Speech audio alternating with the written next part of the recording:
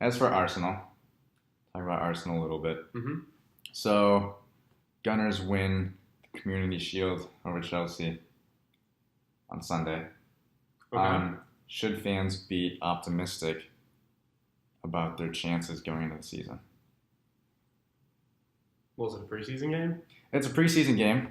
Let's remember that this was a glorified exhibition. Okay. It's a glorified exhibition match, and we can't look too closely into it. That being said, I think this did mean more for Chelsea than it did for Arsenal going in. If we're just looking at how the lineups went, who had their better players on the field. So I was impressed with their performance. It looks like Arsenal's going to have some pretty decent depth and strength going through the season. For the newcomers, Lacazette, I think, will work pretty nicely with Sanchez and Ozil. He disappeared at times during this match when people couldn't get him the ball in the right spots. He doesn't necessarily have the explosiveness to do it himself. So that shouldn't be a problem with the Ozils and the Sanchez's of the world. Kolasinac was awesome. That guy's an animal. Even before he scored the goal, the intensity and physicality is there for him. I think he's going to thrive. Granit Xhaka was impactful. He looks like he's keeping on figuring out what he has to do in this team. Just going off one game and one exhibition game, I think he might be better off next to a high-energy player like Elneny than next to Ramsey in the middle. So we'll see how they figure that out. I'm cautiously optimistic about the team. Guys showed some good things against the champions. The three-at-the-back system looks like it's working fairly well, as long as they can figure out who can play in those wing-back spots. We'll see if Wenger likes to stick with it. Again, though, this is a glorified exhibition, so you can't read too much into it. How much weight would you normally put on a preseason game? Oh, zero. Zero. Zero weight on preseason games. Literally zero. Literally zero. Preseason games are just practices. They don't mean anything. I've become jaded to preseason games. Preseason games have burned me before, and I don't appreciate them. Yeah. I'm still not even convinced that Sanchez will stay. I'm not entirely sure that they should keep him if somebody gives them a good price. Maybe Barcelona will snatch him up with all the money they have now. Real quick before we talk about Barcelona, how do we feel about the ABBA penalty format? Come again? So normally soccer penalties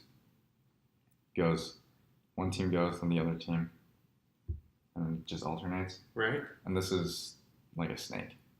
They tried to do like a snake penalty shootout for the first time.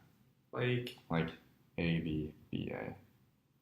Like Arsenal shoots, then Chelsea shoots, then Chelsea shoots, then Arsenal shoots. Huh. Yeah.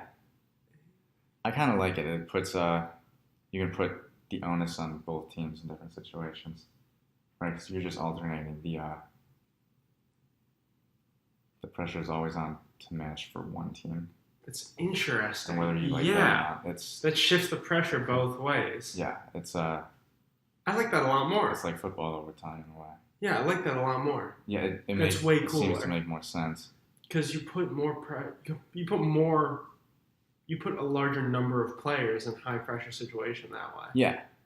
And I'm sorry, not a larger number of players, a more even distribution of players on each team. That's actually really interesting. I love that. That's really cool. Would it be cool if they did that for baseball? How?